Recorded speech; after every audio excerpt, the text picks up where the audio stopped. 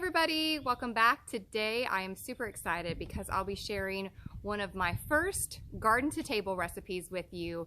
This is a recipe that our family eats quite often. It's something we like to prepare if we're having guests over, and we're using collard greens, kale, and thousand head kale, which are super easy to grow in our zone.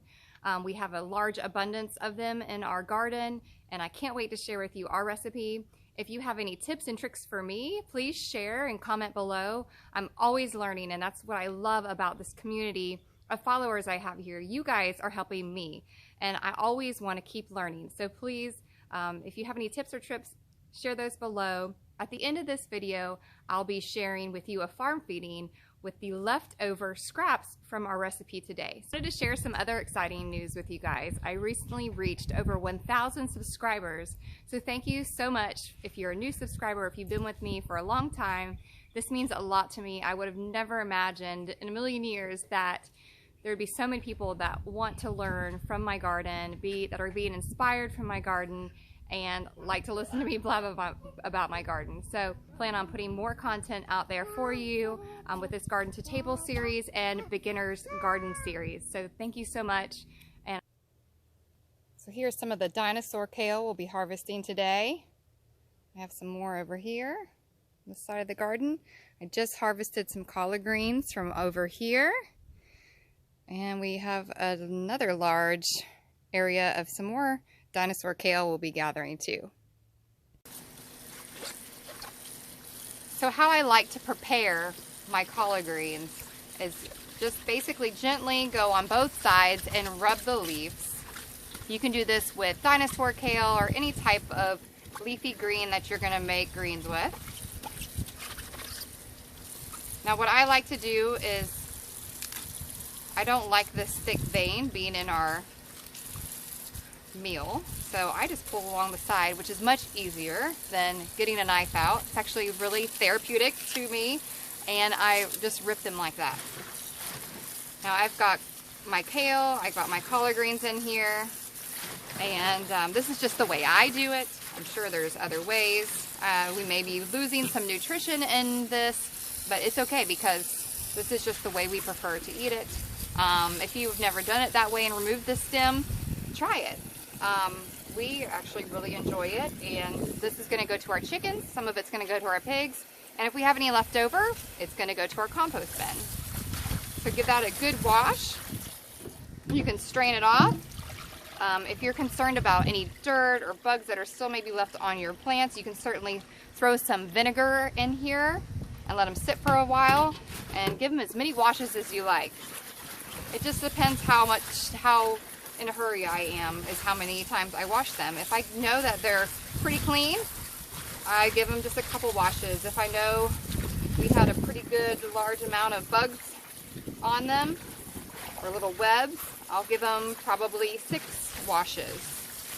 And maybe let them sit in the vinegar water for an hour. But today, I don't have a whole lot of time, so I'm gonna actually get these washed a few times and drained, and I'm going to add them right into the pot.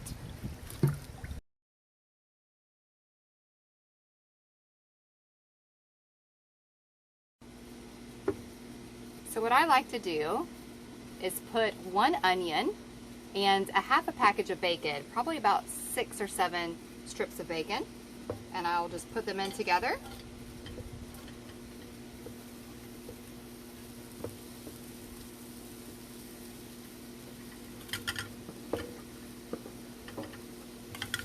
We're going to cook that down, turn the heat up a little bit.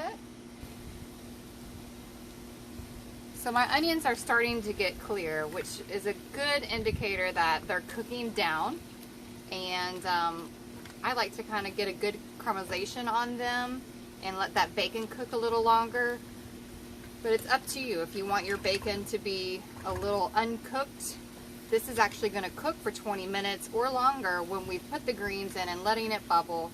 So ideally, I like to cook mine a little longer in the beginning, but if you're in a rush, this is about a good stage where you can go ahead and add your other ingredients. So for me, this is the consistency I like to see. I typically don't cook in a non-stick pan for this particular recipe, but you can certainly get a better caramelization with a regular pan or a cast iron pan. You can certainly drain off some of this grease. I did drain off a little bit. It just depends on your preference, but that grease will flavor your greens so well. So at this point, I like to put in my red pepper flakes. Again, this is to taste. They can be pretty spicy.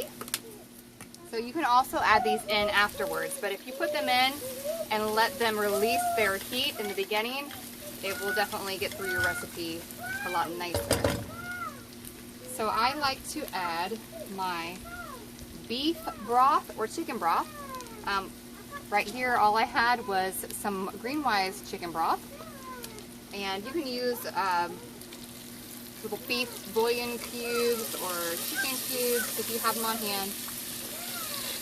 So I like to use a full box of any kind of chicken broth I have on hand. And then I kind of add water depending on how many collard greens or greens that I am putting in there. So I don't want too much water, but I don't want too little to where they won't cook down good. So I'm going to go ahead and add my greens right now.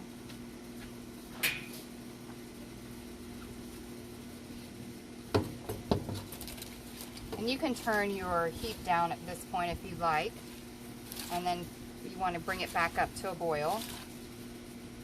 I may have too many for this particular pot. I usually use a bigger pot, but honestly, I'm using this pot because it's a pretty pot. My sweet husband bought me a nice Pioneer Woman set for Christmas, and yes, I am probably not going to fit all these in here. So if you run into that problem, you can certainly just wait for them to cook down a little bit and kind of add as you go. So at this point, I also like to add my salt and my pepper. Oh boy. And here's my 2-year-old. Yes, our butter, which I like to put in last, so it gives it a little flavor, but we'll get to that in a minute after I get my hands cleaned up. And she's rubbing it all over her body while I'm doing this.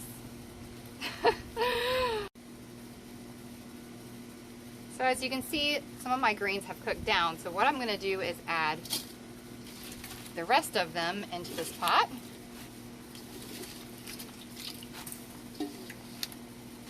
And then I'm going to add my salt and pepper. And you can put however much you want. You can always add salt and pepper later. Our family likes to put hot sauce in this. I try to not make it too spicy so our kids will eat it. I like using pink salt. It's much healthier for you. So I work that in. And I've got a good boil going. So I'm actually going to leave this for about 20 minutes. If you have time to do more than 20 minutes, if you can let them sit in the pot for a good while, it's even better. I think they're even better the following day after you put them in the refrigerator and let those seasons just marry together.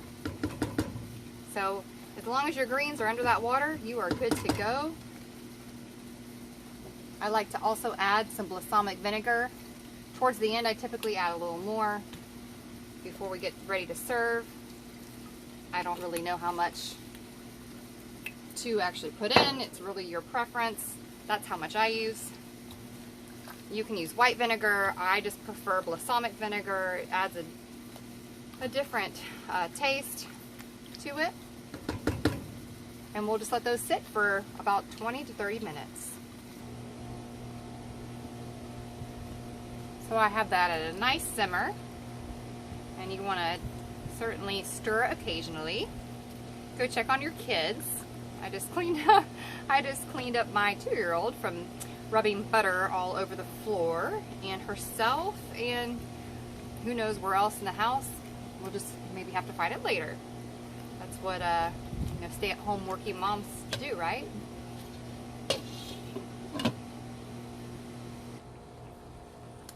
So we've let our greens cook down for about 20 minutes, and at this point I like to put in about a 1/4 cup of butter. You definitely don't have to do this. This is just the way we do it. I like to do this because it just gives it a nice flavor. Certainly not super healthy with all that bacon grease and butter, but boy, I just look at it as canceling out with the greens, right? We're getting some healthy, but then we're getting some good fat healthy in there too. So I usually like to let it just sit there for a couple minutes, let it all kind of marry together, and then you're ready to serve.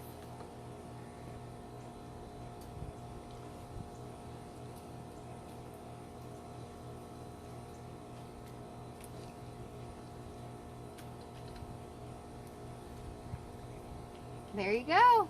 Really like to know what everybody likes to use in their greens. So if you have a special recipe, please drop it below. If you try this recipe and you love it, please let me know about it. Like I told you before, none of this will go to waste. So I'm going to take these in and feed them to our chickens.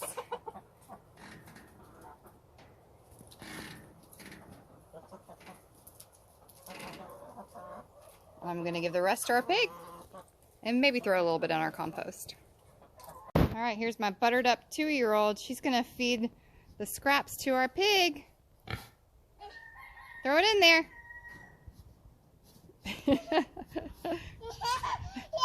Yay! This is Oreo. Oh, look at him. He's happy. Give him some more. Throw him in there. Throw him in there. Here, I'll help you. There you go. Do you think we should give all of them to Oreo, or should we put some in our compost? No. No. Give them all to Oreo? All right, guys. I hope you guys enjoyed this video. Make sure you subscribe to the channel, and hopefully I'll have some more videos for you soon.